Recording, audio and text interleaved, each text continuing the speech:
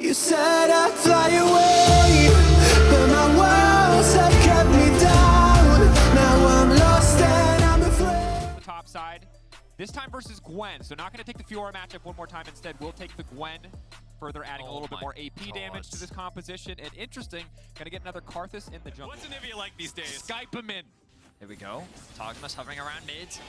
Targamas, good stun. JoJoPuke now going to be locked up. Good damage coming in as well. Ignite going down. JoJoPuke going to get dropped. First blood for Cass. Well, find themselves with first blood. And if you're a North American fan, you've seen this before. These deaths by JoJoPuke where the game can kind of get away from him. He is a really good laner. The experience angle is something he does struggle from, and these are the kinds of plays that can work against him.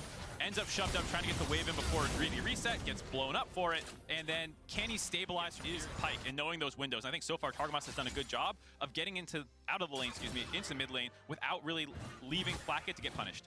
Just going in. Smoke screen goes down, proccing the red buff as well, forcing an early flash out from Impact. No ulti available either. Are they going to go for the dive here? Ooh, debating, but do not want to overcommit. Nice footwork there. On the flank. Early Karthus assault obviously could get canceled mid-fight, so might as well just throw down the damage early, but not too much effect yet.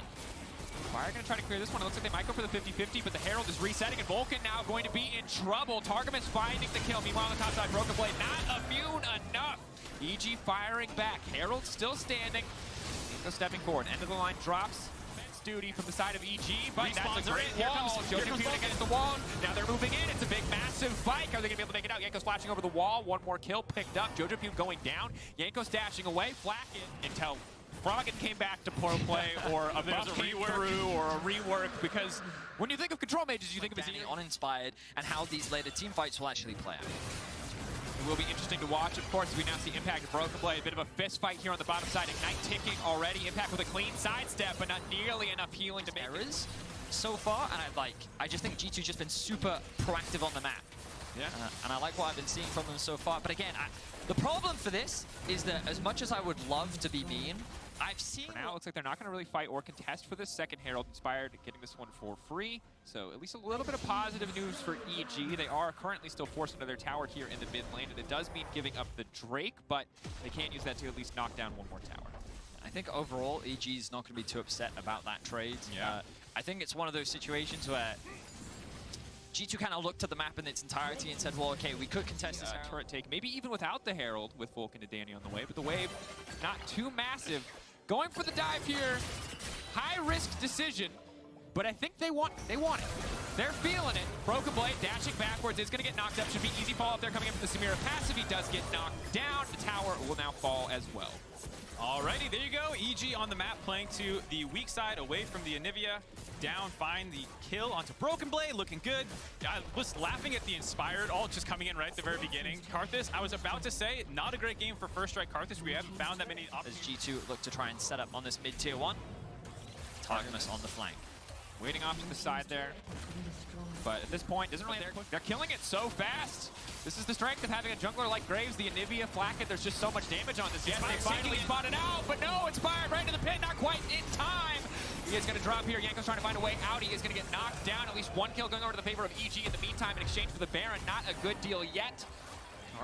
And go for the Baron instead, and now it's going to make this Dragon fight so easy for them. And now Caps trying to bait out the wind wall. Cannot wind wall the actual wall, so we'll get forced away. Blade roll now down. Impact going to try to get something done. Oh, they played enough against the Aatrox to know how bad this could be for G2, but Impact not powerful enough. Broken Blade finding the kill. Danny now needs to run for the hills. Good damage coming in, but no follow-up quite yet. He might fall into execution threshold. He's confident, but it's not going to work out. Forced to use the ultimate and knocked down by the side of G2. So off the back of a Baron, G2 quickly come back out onto the map. They force the fight against EG. They find the 4v4, and they will secure their third dragon of the game as well. G2 very quickly dominating this game. You feel a little bit of desperation set in for EG there. They didn't want to have to give that one up. They wanted to take that fight before Yanko showed up. Impact tried to find the angle, but this is what we're talking about. The comp from G2 just can kite that out so easily, and there's no way for all the members of EG to get off the top of a single target to start those resets.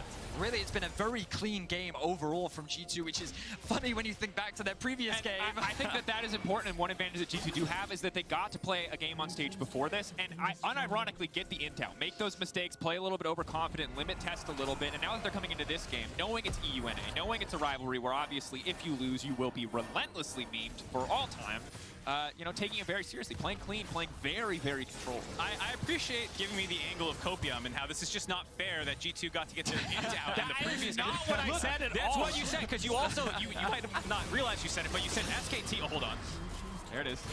In trouble. Vulcan now committing, but the hook takes him into the wall. G2 easy retreat for now. Targamas knocked back over the wall. Griefed a little bit by the team there. Broken Blade caught out, but generally immune to most things. Impact in the meantime, split pushing. Maybe he can break down this Herald. They are going to be Jojopune ulting in. Targamas off to the side trying to disrupt this. Broken Blade now going forward, looking for a fight anyway. But the rest of his team is barreling down the top side of the map, looking to break open the base. It is just tower for tower, but Impact just continues to hit on the inhibitor. EG kind of coming out on top in this one. This is a great trade for EG. You have the Hullbreaker Aatrox actually getting some work done. I thought I was never going to see any value the rest of this game, but there you go. Impact just perma-splits, is going to be able to grab this inhibitor. He might be in a little trouble getting out, but EG did a good job of also finding the Sprit Broken Blade in that situation. It's getting a little scrappy now as teleports are coming in.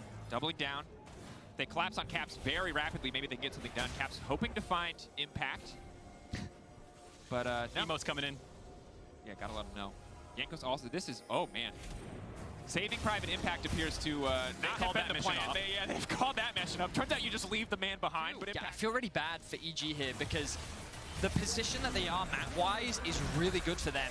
Impact now in a lot of danger here. Taking up Flacket, the flash forward, anticipating it. Flacket now healing and trying to rush away. Impact in trouble. He's out of cooldowns. There's nothing left. He had nothing left. He committed everything. He played that about as well as he could. He came very close to getting that kill onto Flacket, but the shield coming through from the shield boat, helping Flacket out immensely. The soul will now be secured. And again, I feel really bad for EG because again, the map state for them was really good. Wanting to force that Baron was a great choice, but Anivia just makes it so hard. I love this cast because we came in and we're like, we're gonna roast everybody. And instead he's just like captain of the pity party the entire time. So I'm like, because I feel like that the play was good. I was, you know, I think that the decision was smart.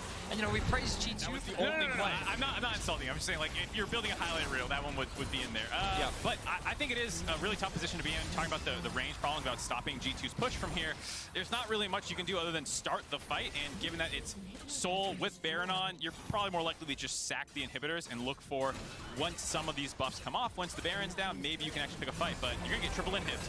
Yep, they're committing on a Broken Blade. Vulcan now has to run away. It is not the fight that they wanted. They will lose this one. They are getting torn to pieces. Impact will search for the honorable 1v1 off to the side. G2 not an honorable team. They beat the hell out of him. He'll come back to life and immediately die again. Gore Drinker's good, but not good enough. Sadly, G2 just too far ahead. Danny will finally go in. He will get one kill back. Jojopune gets a wall placed behind him, and there's just about no way out as G2 now thirst for the kills. Caps goes gold, and the ace comes out. And round one in this 4-round matchup between EG and G2 will go in the favor of the LEC representatives.